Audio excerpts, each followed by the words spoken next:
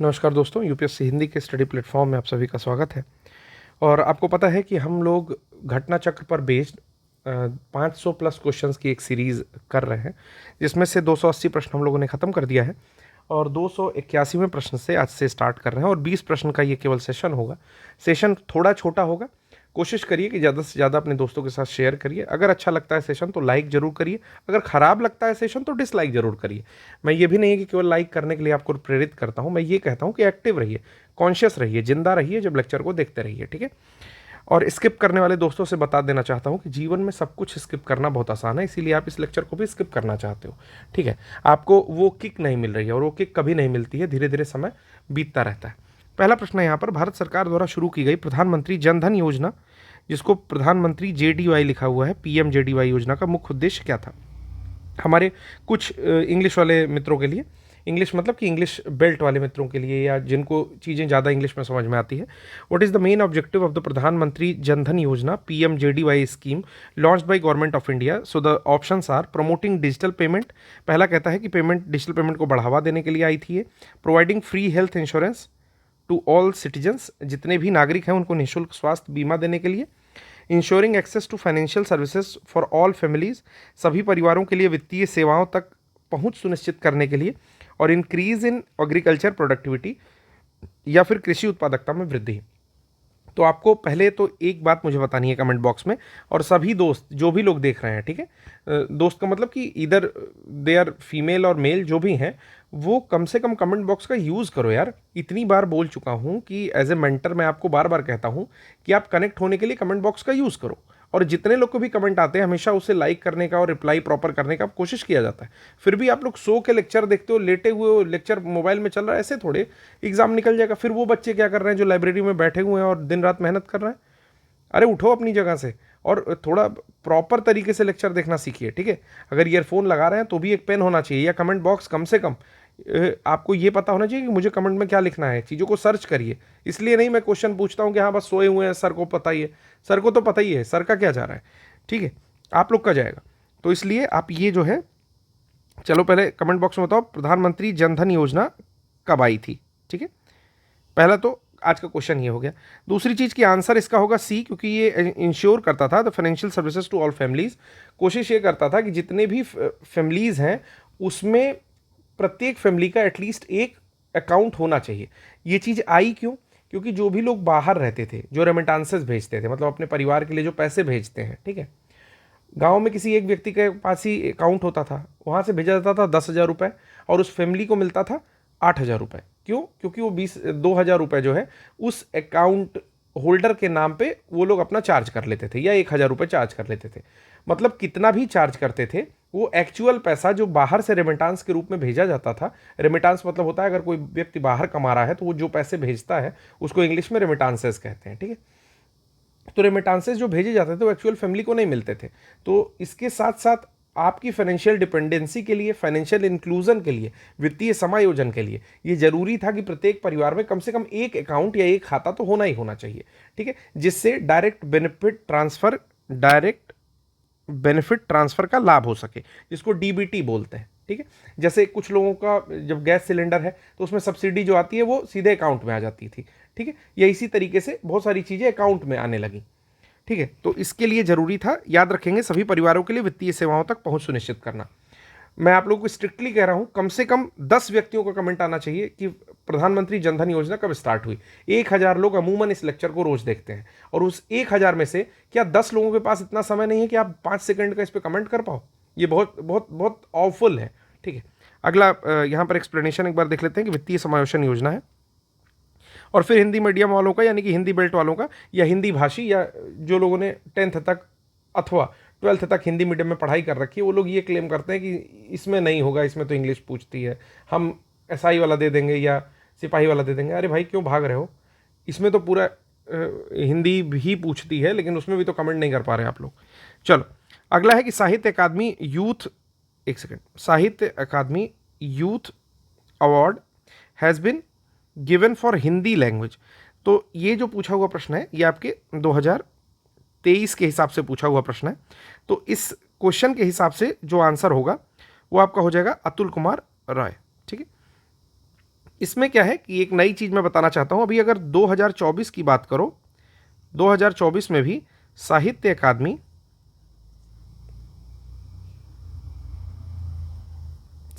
या साहित्य अकादमी यूथ, इसको सीधे लिख देते हैं, युवा पुरस्कार की बात की जाए तो इस बार मिला है गौरव पांडे को। याद रखेंगे, गौरव पांडे को मिला है 2024 का साहित्य अकादमी युवा पुरस्कार। किसके लिए मिला है? तो इनकी एक कविता है, स्मृतियों के बीच घिरी है पृथ्वी। आइए देख लेते हैं एक्सप्लेनेशन। साहित्य अकादमी युवा पुरस्कार को युवा पुरस्कार के नाम से जाना जाता है, प्रतिवर्ष युवा लेखकों को मिलता है, और इस बार हिंदी के लिए मिला है आपका गौरव पांडे के लिए, पिछली बार मिला था आपका अतुल कुमार राय के लिए। तो दोनों बात याद रखिएगा।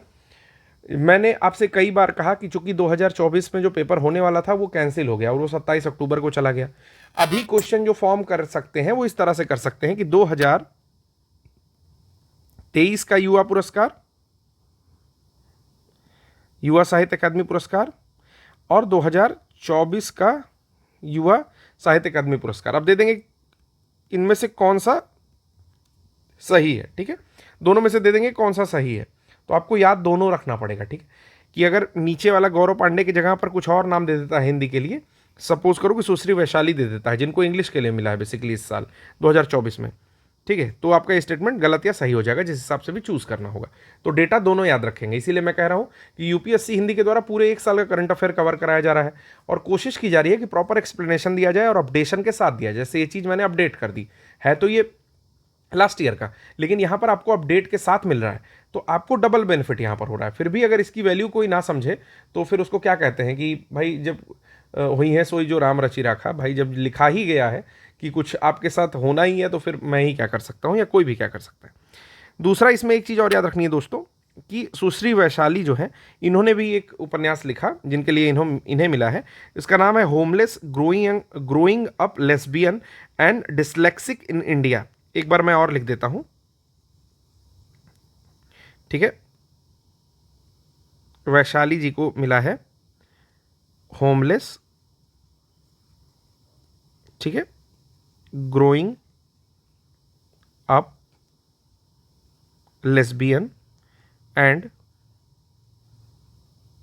Dyslexic in India. ठीक है, और वहीं गौरव पांडे को मिला है स्मृतियों के बीच घिरी है पृथ्वी। तो दोनों पॉइंट आपको याद रखना है। अगला प्रश्न है यहां पर, हाल ही में खबरों में रहा एवनगार्ड एक परमाणु सक्षम हाइपरसोनिक बूस्ट ग्लाइड वाहन किस देश से संबंधित है? 4 ऑप्शन है आपके पास, जिसमें कि रूसी संघ जो है या Russian federation will be the correct answer. ठीक है, अब आपको बताना है कि पहला रशिया जो है, सॉरी, यूएसएसआर का विघटन कब हुआ, ईयर बताइए कमेंट बॉक्स में। दूसरा बताइए कि रशियन रिवोल्ट कब हुआ, ठीक है, यानी कि रूसी क्रांति कब हुई,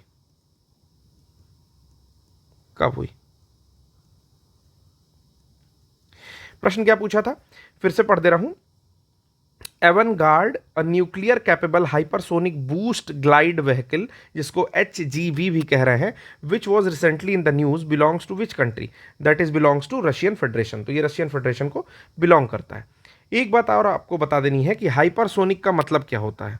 हाइपरसोनिक 3 वर्ड आप लोग सुनते हो, hypersonic, sonic, supersonic, ultrasonic.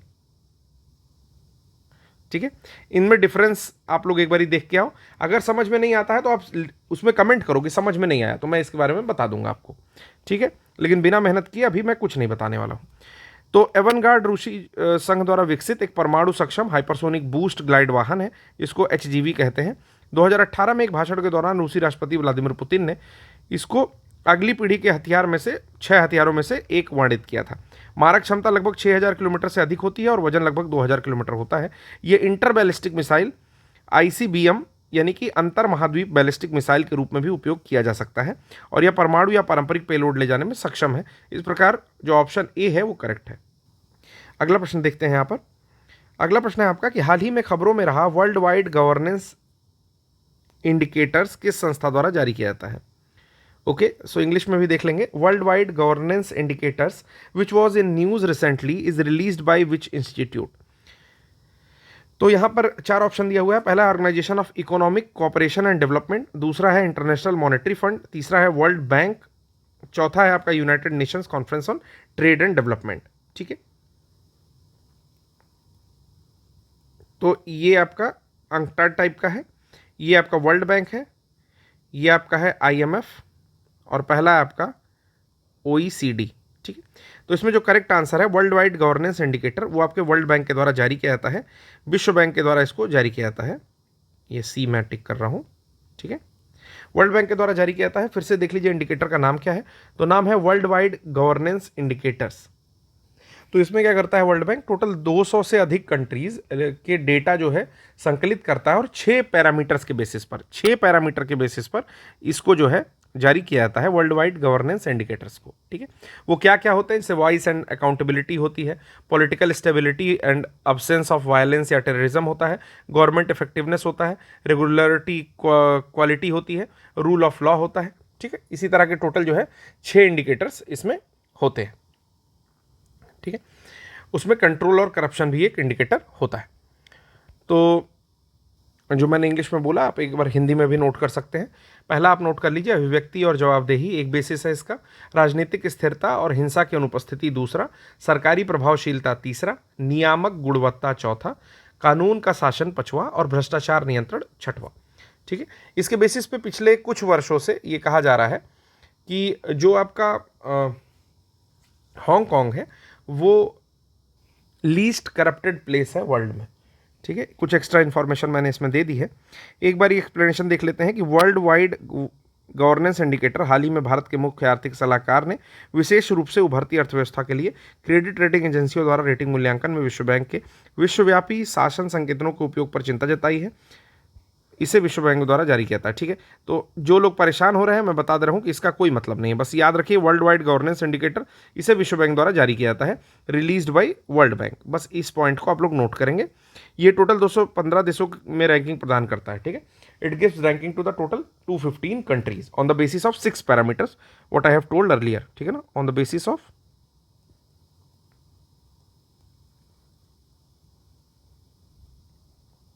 Parameters. ठीक है, 6 पैरामीटर के बेसिस पर दिया जाता है। अगला प्रश्न है आपका आपके सामने, यह है हाल ही में किस राज्य में एक नई म्यूजिक फ्रॉग प्रजाति की खोज की गई।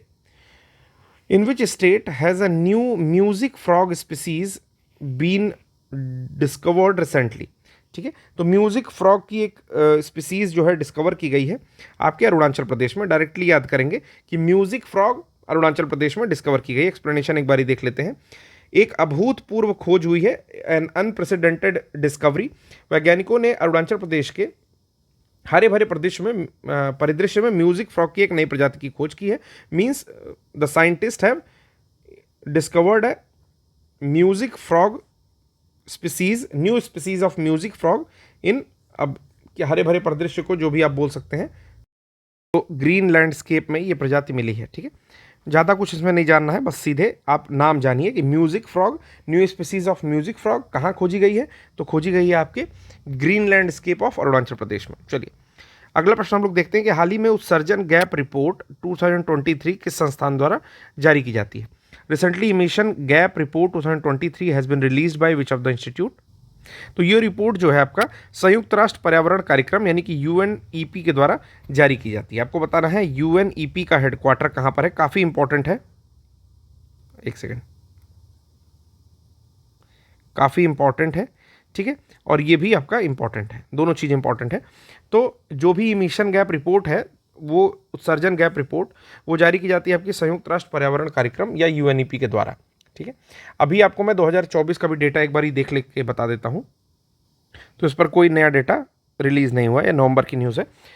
कहता है कि संयुक्त राष्ट्र पर्यावरण कार्यक्रम that means United Nation environment programme ने हाल ही में अपनी 14वीं उत्सर्जन gap report 14th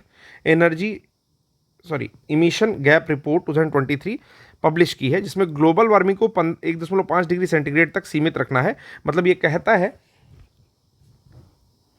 total increment of temperature is not more than 1.5 degree. ठीक है, तो मतलब उसमें कह रहा है कि सीमित करने के लिए एक निराशाजनक दृष्टिकोण लोगों का है, कि एक निगेटिव अप्रोच के साथ इस पॉइंट को लोग देख रहे हैं। ठीक है, यानी कि जो भी ग्लोबल वार्मिंग है वो लोग 1.5 डिग्री का जो आपको लिमिट दिया गया है, 1.5 डिग्री की जो टेम्परेचर लिमिट है, लोग उसको निराशाजनक रूप से देख रहे हैं। मतलब बहुत पेसिमिस्ट होकर के नहीं देख रहे हैं, पेसिमिस्ट होकर के देख रहे हैं, बहुत ऑप्टिमिस्ट होकर के नहीं देख रहे हैं।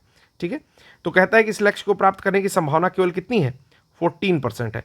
मतलब we can not hit the target of 1.5 degree की जो इंक्रीमेंट है वो उससे नीचे रखना है टेम्परेचर को। ठीक है, तो इसको प्राप्त करने में केवल 14% लोग ही इंटरेस्टेड दिख रहे हैं वर्ल्ड वाइड। ये चीज बताती है मिशन गैप रिपोर्ट। अगला प्रश्न है आपका IFFI से रिलेटेड। तो आपका नेक्स्ट क्वेश्चन है, भारतीय अंतर्राष्ट्रीय फिल्म फेस्टिवल काफी इंपॉर्टेंट होता है IFFI, consider the following statement regarding international film festival of India. दो स्टेटमेंट इसके बारे में दे रही है। कह रहा है कि the first edition of this film festival was organised in Mumbai, and the second statement is IFFI was permanently shifted to Goa in the year 2004। तो इसमें कह रहा है कि पहला फिल्म फेस्टिवल का जो संस्करण था वो मुंबई में आयोजित हुआ था, लेकिन 2004 में IFFI को स्थायी रूप से, ये काफ़ी इंपॉर्टेंट पॉइंट है, स्थायी रूप से गोवा स्थानांतरित कर दिया जाएगा। तो दोनों ही स्टेटमेंट बिल्कुल सही है। पहला स्टेटमेंट भी सही है कि पहला एडिशन उसका मुंबई में हुआ था, और उसके बाद 2004 के बाद से जितने भी एडिशन हैं 2004 और उसके बाद से, इसको गोवा में शिफ्ट कर दिया गया। ठीक है, तो याद रखिएगा international film festival of India ये आपका 54वां था जो लास्टली हुआ। ठीक है, 55वां के बारे में जब भी डेटा आएगा तो मैं आपको दे दूंगा। कह रहा है कि IFFI 54वां भारतीय अंतर्राष्ट्रीय फिल्म फेस्टिवल हमेशा इसके बारे में प्रश्न पूछता है। ठीक है, हाल ही में गोवा के पणजी में, मतलब अक्टूबर-नवंबर के महीने में हुआ, doctor Shyama Prasad Mukherjee indoor stadium में हुआ था। ठीक है, कहाँ पर ऑर्गेनाइज हुआ था, तो इंडोर स्टेडियम है, doctor Shyama Prasad Mukherjee indoor stadium Goa में, वहाँ पर जो है पणजी में यह आयोजित हुआ। इसकी स्थापना कब हुई थी, इट इज़ एस्टेब्लिश्ड इन 1952, और पहले भारतीय प्रधानमंत्री के संरक्षण में की गई थी, under the protection of first प्रधानमंत्री या प्राइम मिनिस्टर, नाम आपको पता है जवाहरलाल नेहरू, और फिल्म विभाग भारत सरकार द्वारा आयोजित किया गया था। ठीक है, पहला संस्करण कहाँ हुआ था, तो मुंबई में हुआ था, और उसके बाद कई बार इधर उधर होने लगा, इसे कलकत्ता, दिल्ली, इससे कहानी नहीं जाननी है, बस ये जानना है कि IFFI को, इंडिया इंटरनेशनल फिल्म फेस्टिवल को जो है आपका 2004 में स्थायी रूप से, ये पॉइंट नोट करिएगा, गोवा में स्थानांतरित कर दिया गया। तब से एक वार्षिक कार्यक्रम ये बन गया है, यानी कि दो भी सही है। अभी इसको कौन करता है, तो गोवा की गवर्नमेंट करती है, और सूचना और प्रसारण मंत्रालय, मतलब इंफॉर्मेशन एंड ब्रॉडकास्टिंग मिनिस्ट्री जो है इस महोत्सव का आयोजन करती है। अगला क्वेश्चन पूछा गया है, हाल ही में towards eliminating plastic pollution by 2040 report किस संगठन द्वारा की गई है। Recently towards eliminating plastic pollution by 2040 report has been released by which organisation. ठीक है, तो इसका आंसर करिए आप लोग, तब तक मैं एक बड़ी इंटरेस्टिंग बात बताता हूं। इस बार UPSC में एक प्रश्न पूछा कि आप लोग खाते हैं च्यूइंग गम। ठीक है, च्यूइंग गम, इसको च्युइंगम बोलते हैं। ठीक है ना, च्युइंगम जो है क्या है, इसमें स्वीटनर होता है प्लस प्लास्टिक होती है। ठीक है, और इसी स्वीटनर के रहने तक हम लोग अपने मुंह में प्लास्टिक चबाते हैं। ठीक है, और ये प्लास्टिक माइक्रो प्लास्टिक के रूप में, ठीक है, कई वर्षों में हमारे शरीर के अंदर जाता है, और जब हमारे शरीर के अंदर जाएगा, ठीक है, तो ये रिपोर्ट जो है दोस्तों ये जारी की गई है आपकी OECD के द्वारा, या organisation of economic cooperation and development के द्वारा, यानी कि आर्थिक सहयोग एवं विकास संगठन के द्वारा। तो दोस्तों प्लास्टिक और माइक्रो प्लास्टिक से रिलेटेड अगर कोई भी न्यूज़ मिलती है तो उसको सीरियसली थोड़ा सा हैंडल करना है। जैसे ये न्यूज़ थी, तो आप देख रहे हैं कि च्युइंगम से रिलेटेड इस बार UPSC में प्रश्न आ चुका है। एक्सप्लेनेशन देख लेंगे कि आर्थिक सहयोग और विकास संगठन OECD द्वारा 2040 तक प्लास्टिक पोल्यूशन को खत्म करने की दिशा में एक रिपोर्ट जारी की गई है। यह रिपोर्ट प्लास्टिक पोल्यूशन पर अंतर सरकारी वार्ता समिति INC 3 के तीसरे सत्र में जारी हुई है, यानी कि intergovernmental dialogue on plastic pollution का जो तीसरा सत्र था उसमें जारी की गई है। ठीक है, इसमें एक चीज़ और बात कर रही है, काफ़ी इंपॉर्टेंट पॉइंट है ये। इसने ये कहा है, जितनी भी गवर्नमेंट्स हैं या फिर जो भी पॉलिसी मेकर्स हैं, नीति निर्माता हैं, उनसे कहा है कि उत्पादन और मांग पर अंकुश लगाकर जो भी डिमांड सप्लाई है उसको थोड़ा कर्ब करिए, और चक्रीयता बढ़ाकर इस चीज़ को जो है पूरा साइक्लिक रूप से फॉलो करके प्लास्टिक के पूर्ण जीवन चक्र से निपटने के लिए एक रोड मैप प्रदान करिए।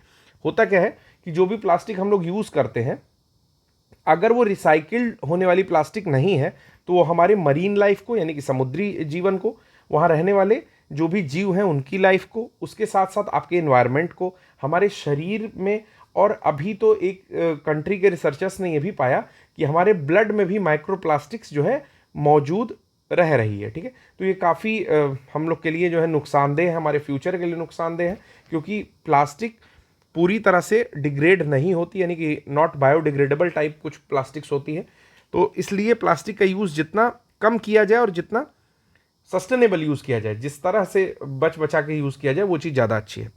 अगला प्रश्न है आपका ताडोबा अधेरी टाइगर रिजर्व। ठीक है, तो याद रखेंगे ताडोबा अधारी टाइगर रिजर्व जो है न्यूज़ में था। ताडोबा जो है महाराष्ट्र में स्थित है, इसके बारे में ज़्यादा कुछ नहीं जानना है। आप बस कमेंट बॉक्स में इतना बताओ कि महाराष्ट्र में नहीं, आप मुझे बताओ तमिलनाडु में, ठीक है ना, कौन सा टाइगर रिजर्व है। ठीक है, और रानीपुर टाइगर रिजर्व कहाँ स्थित है ये भी बता दो। चलो, तो चलिए, ये जो ताडोबा है ये ओल्डेस्ट टाइगर रिजर्व है महाराष्ट्र का, और जो महाराष्ट्र है वो पहले 7 आइलैंड्स पे बसा हुआ था। ठीक है, अगर आपको 7 आइलैंड्स के बारे में नहीं पता है तो एक बार जाके सर्च कर लीजिएगा।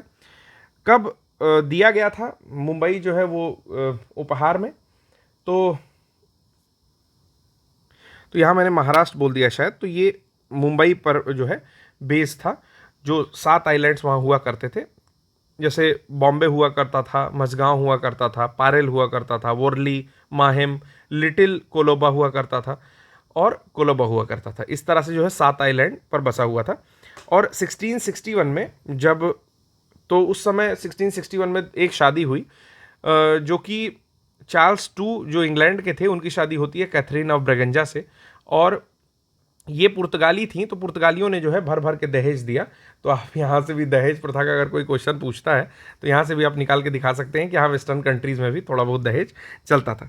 ठीक है, तो महाराष्ट्र का मैंने बता दिया कि सबसे पुराना टाइगर रिजर्व है। वापस लौट आते हैं, इसमें 2 झीलें और एक जलमार्ग है, जैसे ताडोबा झील है और कोलसा झील है, तो ये दोनों आप याद रख लीजिएगा, और ताडोबा नदी भी बहती है। ठीक है, तो ताडोबा झील भी यहाँ पर है, इसी के नाम पर ताडोबा इसका नाम पड़ा है। और अगला है आपका कोलसा झील, और यहाँ पर एक रिवर बहती है जिसका नाम है ताडोबा। ठीक है, अगले प्रश्न पर चलते हैं दोस्तों।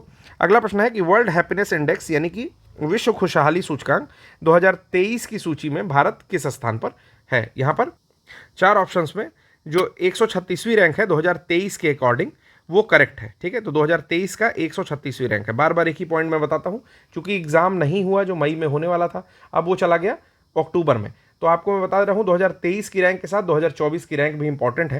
तो 2024 में भारत की जो रैंक है वो हो गई है 126, कितनी कंट्रीज़ में, 143 कंट्रीज़ में। और इस बार भी वर्ल्ड हैप्पीनेस इंडेक्स में जो नॉर्डिक कंट्रीज़ है, ठीक है, जिसमें फिनलैंड, डेनमार्क आती है और भी कंट्रीज़ आती हैं, तो उसमें सबसे पहला पॉइंट जो है वो फिनलैंड का है और सेकंड नंबर पर है डेनमार्क। ठीक है, तो याद रखेंगे ये भी पॉइंट। ठीक है, कि सबसे ऊपर है फिनलैंड, फिर है डेनमार्क, और तीसरा भी याद रखना चाहें तो हो जाएगा आइसलैंड।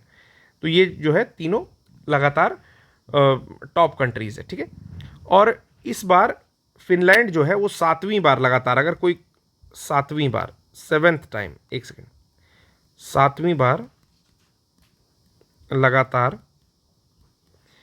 वर्ल्ड हैप्पीनेस इंडेक्स में फर्स्ट रैंक पर है। तो अगर ये पूछा आपसे एक क्वेश्चन बना करके कि जो आपका फिनलैंड है वो लगातार 7वीं बार पहले स्थान पर है, जबकि 2024 की रैंक में भारत ने अपना स्थान सुधारा है, तो ये भी ठीक हो जाएगा, क्योंकि लास्ट ईयर 2023 वाला जो डेटा हमने पढ़ा उसमें भारत की रैंक थी 136, और अभी मैं आपको बता रहा हूं कि रैंक हो गई है 126। ठीक है, तो इस तरह से जो है आपका ये क्वेश्चन भी यहां पर खत्म होता है। अब केवल 10 क्वेश्चन बचा हुआ है जो मैं आपको बता देता हूं। कह रहा है चवित्तु नाटकम एक नाटक के रूप में हाल ही में समाचारों में देखा गया, ये किस वहाँ का राज्य से संबंधित है। ठीक है, मैं इसको स्टार मार्क कर रहा हूँ, ज़्यादा स्टार नहीं, केवल 2 स्टार कर रहा हूँ। ठीक है, 2 स्टार इसलिए कर रहा हूँ क्योंकि इसका नाम थोड़ा सा डिफरेंट है, चवित्तु नाटकम नाम से है। ठीक है, हालांकि थोड़ा गेस हो जाता है, लेकिन चूंकि सदर्न के ही स्टेट दिए हुए मणिपुर को छोड़ करके, जैसे आंध्र प्रदेश, केरला और कर्नाटका, तो थोड़ा सा टफ होता है गेस करना। तो मैं आपको बता देना चाहता हूँ, चवित्तु नाटकम जो है केरला का एक ड्रामा है या नाटक रूप है जो कि हाल ही में देखा गया। ठीक है, तो देख सकते हैं चवित्तु नाटकम एक रंगीन और सशक्त थिएटर रूप है जो कि लोक कला के रूप में मनाया जाता है। ठीक है, मतलब वहाँ का जो है एक लोकल, एक तरह से कह सकते हो कि नाटक या ड्रामा है। अब इससे रिलेटेड कुछ क्वेश्चन मैं यहाँ पर पूछ ले रहा हूँ। कह रहा है कि पहला प्रश्न मैं पूछ रहा हूँ आपसे कि which river is the longest in Kerala. तो मैंने दो यहाँ पर नदियों का नाम दे दिया, एक दे दिया भरतपुझा और दूसरा दे दिया पेरियार। तो केवल आपको बताना है कि कौन सी दोनों में से लंबी है। ठीक है, और अगर आपको केरला के कुछ नेशनल पार्क के नाम याद हो, जैसे कि साइलेंट वैली है, एराविकुलम है, ठीक है, तो आप जो है पंबन शोला है, तो अगर आपको ऐसे नाम याद है तो एक दो नाम जो है आप कमेंट बॉक्स में बता दो कि कितने नेशनल पार्क है, आपको जो याद हो वो आप यहां पर बता सकते हैं। ठीक है, चलिए उसके बाद अगला प्रश्न आता है, भारत कौशल रिपोर्ट यानी कि इंडिया स्किल रिपोर्ट 2024 किसके द्वारा जारी की जाती है। तो जो स्किल रिपोर्ट है इंडिया की, याद रखिएगा, ये आपकी जारी की जाती है AICTE के द्वारा, जो कि टेक्निकल एजुकेशन को मान्यता देता है, यानी कि all India council for technical education and VBOX। तो ये दोनों मिल करके जारी करते हैं। AICTE, जितने लोग भी बीटेक करते हैं मोस्टली उन लोग को पता होगा कि उनकी जो इंस्टीट्यूट है, उनका जो इंस्टीट्यूट है वो एफिलिएट होता है, जैसे लिखता है कि CBSE से मान्यता प्राप्त या CBSE से संबद्ध। ठीक है, उसी तरह से इंजीनियरिंग कॉलेजेस जो होते हैं वो AICTE से संबद्ध होते हैं। और दूसरा यहाँ पर VBOX है। इन दोनों मिला करके जो है इंडिया स्किल रिपोर्ट 2024 जारी करते हैं। तो हाल ही में एक्सप्लेनेशन देखते हैं। हाल ही में VBOX ने अखिल भारतीय तकनीकी शिक्षा परिषद, भारतीय उद्योग परिसंघ और भारतीय विश्वविद्यालय संहिता संघ सहित विभिन्न एजेंसियों के सहयोग से, तो केवल यही दो एजेंसियां नहीं है, इसके साथ साथ और भी है, जैसे भारतीय उद्योग परिसंघ है, तो इसमें दोस्तों CII यानी कि कॉन्फेडरेशन ऑफ इंडियन इंडस्ट्रीज, ठीक है, ये भी बता देता हूँ कि कब ये आई थी, 1895 में आई थी। इसके साथ साथ भारतीय विश्वविद्यालय संघ सहित कई सारी एजेंसियां जो है काम करती हैं, और ये क्या जारी करते हैं, भारत कौशल रिपोर्ट यानी कि इंडिया स्किल रिपोर्ट। ठीक है, जो कि AI के प्रभाव पर भी क्या डालता है, जैसे जो भी कौशल परिदृश्य है यानी कि स्किल वाली जो एरिया है उस पर, उसके कार्यबल पर AI यानी कि आर्टिफिशियल इंटेलिजेंस जो अभी आया है, आपको पता भी होगा, तो वो किस तरह से प्रभाव डालता है, इस चीज को यहाँ पर दिखाया गया है। ठीक है, अगला प्रश्न देखते हैं, निर्यातित उत्पादों पर शुल्क और करों में छूट की योजना, जिसको RODTEP के संबंध में कौन कौन सा कथन सत्य है। Consider the following statement regarding remission on duties and taxes on export products scheme के बारे में दो स्टेटमेंट दिए हुए हैं। तो पहला स्टेटमेंट हम लोग यहाँ पर पढ़ेंगे कि जो आपका RODTEP है उसमें केंद्रीय, राज्य और स्थानीय स्तर पर कर, शुल्क एवं लेवी शामिल है, जिन्हें किसी अन्य मौजूदा तंत्र के माध्यम से वापस नहीं किया जा सकता है। पहला, RODTEP includes taxes, duties and levies at the central, state and local levels which are not refunded through any other existing mechanism। तो बिल्कुल करेक्ट स्टेटमेंट है। दूसरा है RODTEP समिति राजस्व विभाग के अंतर्गत कार्य करता है, तो ये भी बिल्कुल करेक्ट स्टेटमेंट है। तो उस हिसाब से C स्टेटमेंट जो है वो करेक्ट हो जाएगा। आइए देख लेते हैं कि केंद्र सरकार चीनी निर्यात पर कर छूट लाभ को पुनर्जीवित करने की योजना बना रही है, जिसे वर्ष 2022 के मध्य में प्रतिबंधित श्रेणी में रखा गया था। निर्यात उत्पादों पर शुल्क और करों में छूट, जिसको RODTEP कहते हैं, योजना जिसे जनवरी 2021 में लॉन्च किया गया था, का उद्देश्य निर्यातित वस्तुओं के निर्माण एवं वितरण की प्रक्रिया में निर्यात संस्थाओं द्वारा किए गए करों, शुल्कों तथा लेवी वसूली की प्रतिपूर्ति हेतु एक तंत्र प्रदान करना है। मतलब ये जो है ये क्या करता है कि जितनी भी वितरण की प्रक्रिया हो गया, डिस्ट्रीब्यूशन हो गया, मैन्युफैक्चरिंग हो गया, या जितने भी कर लगाए गए संस्थाओं द्वारा, ठीक है, जो भी टैक्सेस लगे, जो शुल्क लिए गए, लेवाइज हो गई, ठीक है, उनकी प्रतिपूर्ति करेगा, यानी कि एक तरह से रिम्बर्स करेगा उनको, उसके लिए एक मैकेनिज्म या सिस्टम ये देता है। ठीक है, तो आपको दोनों पॉइंट इसमें जो बताया मैंने वो चीज़ है, ठीक है, कि ये राजस्व विभाग के अंतर्गत में काम करती है। और पहला भी स्टेटमेंट करेक्ट है कि ये केंद्रीय, राज्य और स्थानीय स्तर पर शुल्क लेवी शामिल है, जिन्हें किसी मौजूदा तंत्र के माध्यम से वापस नहीं किया जा सकता। ठीक है, चलिए अगला प्रश्न देखते हैं। भारत कौशल रिपोर्ट 2024 निम्नलिखित में से किसके द्वारा प्रस्तुत की जाती है। तो ये स्टेटमेंट शायद एक बार हो चुका है, हम लोग का भी देखे हम लोग, AICTE और VBOX के द्वारा, उसके साथ साथ और भी संस्थाएं जो इसमें रहती हैं, तो सेम क्वेश्चन था। अगला प्रश्न है, हाल ही में किस देश के सहयोग से एक विशाल अंतर्राष्ट्रीय शहर बनाने की योजना बनी है, जिसे गेलेफू प्रोजेक्ट का नाम दिया गया है। तो गेलेफू प्रोजेक्ट जो है आपका भूटान बना रहा है। कहाँ पर बना रहा है, तो भारत के सहयोग से बना रहा है गेलेफू प्रोजेक्ट, जो कि एक इंटरनेशनल सिटी होगी। ठीक है, तो काफ़ी इंपॉर्टेंट है, मैं इसको 4 स्टार दे रहा हूँ। गेलेफू प्रोजेक्ट के बारे में पूछा जा सकता है। ठीक है, तो एक बार देख लेंगे। भूटान के जो राजा हैं उसने असम के साथ अपनी सीमा पर 1000 स्क्वायर मीटर से अधिक क्षेत्र में एक विशाल अंतर्राष्ट्रीय शहर बनाने की योजना की घोषणा की है। इस प्रोजेक्ट को गेलेफू प्रोजेक्ट के नाम से जाना जाता है और भारत के पूर्वोत्तर राज्यों के माध्यम से दक्षिण एशिया को दक्षिण पूर्व एशिया से जोड़ने वाला आर्थिक गलियारा होगा। मतलब ये एक तरह का इकोनॉमिक कॉरिडोर होगा। ठीक है, इकोनॉमिक कॉरिडोर होगा, जो क्या करेगा, भारत के जो नॉर्थ ईस्ट स्टेट हैं इनको साउथ एशिया और इसके साथ साथ साउथ ईस्ट एशिया से जोड़ेगा। ठीक है, अगला आता है आईएनएस इम्फाल के बारे में दो कथन दिए हुए हैं, बताना है कि कौन सा करेक्ट है। कह रहा है कि ये विशाखापत्तनम श्रेणी का जहाज है जिसे मझगांव डॉक शिपयार्ड लिमिटेड द्वारा डिजाइन और निर्मित किया गया है। ठीक है, it is a Visakhapatnam class ship designed and built by Mazagon dock shipyard limited. तो ये गलत पॉइंट है, मझगांव डॉक शिपयार्ड लिमिटेड के द्वारा नहीं बनाया गया है, ये इंटरनली ही आपके नौसेना में उसी के थ्रू जो है ये बनाया गया है। और दूसरा है, यह प्रोजेक्ट 75 का हिस्सा है, तो ये बिल्कुल गलत है। प्रोजेक्ट 15B के अंतर्गत जो है आईएनएस इम्फाल को बनाया गया है, तो ये भी स्टेटमेंट गलत है। उस हिसाब से दोनों स्टेटमेंट ही गलत है, क्योंकि इसमें प्रोजेक्ट 75 ही गलत हो चुका है। ठीक है, एक बार एक्सप्लेनेशन देख लेते हैं कि विशाखापत्तनम श्रेणी का जहाज है, यहाँ तक तो बिल्कुल सही है कि विशाखापत्तनम क्लास जो है आपका शिप है, ये भारतीय नौसेना के आंतरिक संगठन ने बनाया है, इंटरनल ऑर्गेनाइजेशन ने ही बनाया है, इसको डिज़ाइन किया है और ब्यूरो द्वारा, युद्धपोत डिज़ाइन ब्यूरो द्वारा डिज़ाइन और निर्मित किया गया है, इसलिए एक गलत हो गया। कह रहा है आईएनएस इम्फाल को पूर्वोत्तर क्षेत्र के किसी शहर के नाम पर पहला युद्धपोत होने का गौरव प्राप्त है। ये पूर्वोत्तर शहर इम्फाल के नाम पर रखा गया है। यह प्रोजेक्ट 15B का एक हिस्सा था, जैसे मैंने बताया कि 15B प्रोजेक्ट का आईएनएस इम्फाल एक हिस्सा हुआ करता था। इसे परमाणु, जैविक और रासायनिक युद्ध स्थितियों के तहत युद्ध के लिए डिज़ाइन किया गया है। ठीक है, तो ये पॉइंट सही था, लेकिन चूंकि ये 15B का हिस्सा था इसलिए गलत हो गया था। यह उच्च स्वचालन, गुप्त सुविधाओं और उत्तरजीविता को प्रदर्शित करता है। मतलब जो भी इसका मतलब थोड़ा ऑटोमेटेड है, ऐसे समझ लीजिए। गुप्त सुविधाएं हैं, मतलब इसमें कुछ हिडन भी ऐसे चीज़ें हैं, फैसिलिटीज़ हैं। ठीक है, और तीसरी चीज़ उत्तरजीविता को प्रदर्शित करता है, यानी कि सर्वाइवल के लिए बढ़िया है, मतलब कि ये सर्वाइव कर जाता है किसी भी एडवर्स स्थिति में। ठीक है, ज़्यादा तेज चलता है, 56 किलोमीटर पर घंटे की रफ्तार ये प्राप्त कर सकता है। आज का 300 में 3 प्रश्न का मैं हम लोग, सिमलीपाल टाइगर रिजर्व किस राज्य में है, तो आशा करता हूँ कि आप लोग बता दोगे। सिमलीपाल जो है उड़ीसा में है। तो ज़्यादा देर नहीं देंगे, यहाँ पर सीधे ऊपर चलेंगे अगले प्रश्न पर।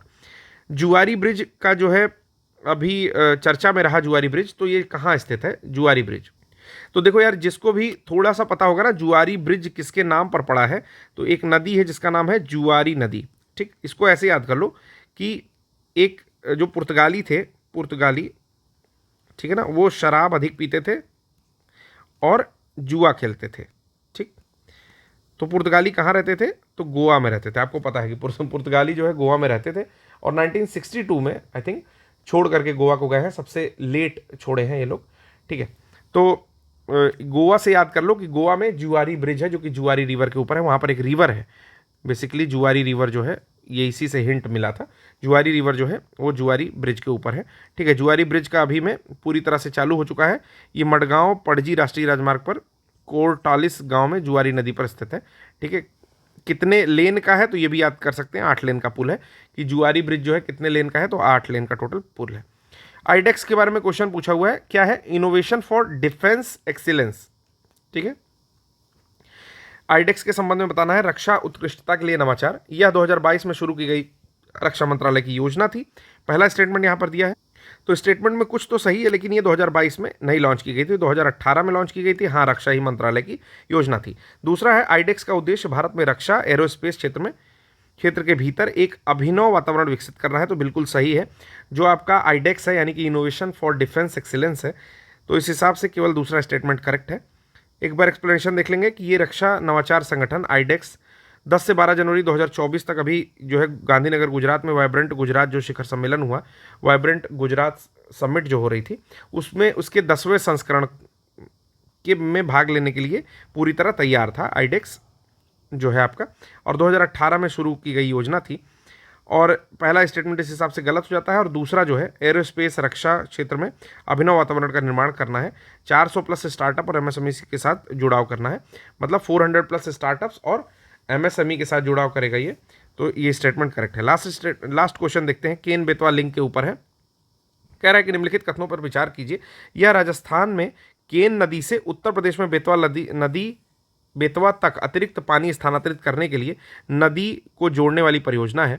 तो आपको इसी से समझ जाना चाहिए कि राजस्थान का है ही नहीं, ये क्या का है, मध्य प्रदेश का है। ठीक है, बेसिकली जो बुंदेलखंड का एरिया है जहाँ पर पानी कम मिलता है, उसके लिए जो है पानी उपलब्ध कराने के लिए केन बेतवा लिंक परियोजना जो है आई है। और दूसरी चीज़ कि ये जल विद्युत का उत्पादन करेगी, तो ऑब्वियसली करेगी, तो उस हिसाब से स्टेटमेंट 2 जो है करेक्ट हो जाता है। एक्सप्लेनेशन देख करके आज ये 300 क्वेश्चन को हम लोग श्रद्धांजलि देंगे। कह रहा है कि केन बेतवा लिंक परियोजना हाल ही में जल शक्ति मंत्रालय जो हम लोग का है, उसने केन बेतवा लिंक परियोजना, जिसको केबीएलपी भी कहते हैं, की एक बैठक में अध्यक्षता की, जिसे कहा गया कि केंद्र सरकार की प्रमुख परियोजना है ये। It is the main project of central government और बुंदेलखंड की जल सुरक्षा एवं सामाजिक आर्थिक विकास के लिए महत्वपूर्ण है। It is important for Bundelkhand area और बुंदेलखंड जोन। किस चीज़ के लिए? For water protection and social economical development, इसके लिए ये काफ़ी महत्वपूर्ण है। केन बेतवा लिंक परियोजना, जिसको केबीएलपी भी कहते हैं, नदियों को आपस में जोड़ने की परियोजना है। इसका उद्देश्य उत्तर प्रदेश के सूखाग्रस्त बुंदेलखंड क्षेत्र में सिंचाई सुविधा, इरिगेशन फैसिलिटी जो है वो मुहैया कराना है। और उसके लिए मध्य प्रदेश की केन नदी के अधिशेष जल को, जो भी आपका एक्सेस वाटर है कहाँ का, तो केन रिवर का, उसको बेतवा नदी में क्या करना है, ट्रांसफ़र कर देना है। यही इसका जो है टोटल ये है। इसमें एक बांध का नाम दिया हुआ है दौधन बांध, याद रखेंगे। ठीक है, और भी जो चीज़ें इंपॉर्टेंट हो एक बारी आप देख सकते हैं। तो आज के लिए बस इतना ही। 300 क्वेश्चन आपके कंप्लीट हो गए हैं। आशा करता हूँ कि क्वेश्चन आप लोग प्रिपेयर कर रहे होंगे। जिन क्वेश्चन पर मैं स्टार मार्क करता हूँ, कभी कभी भूल भी जाता हूँ, ठीक है, उन्हें आप एग्जामिनेशन के पॉइंट ऑफ व्यू से जरूर पढ़ के जाएंगे। तो आज के लिए बस इतना ही, धन्यवाद।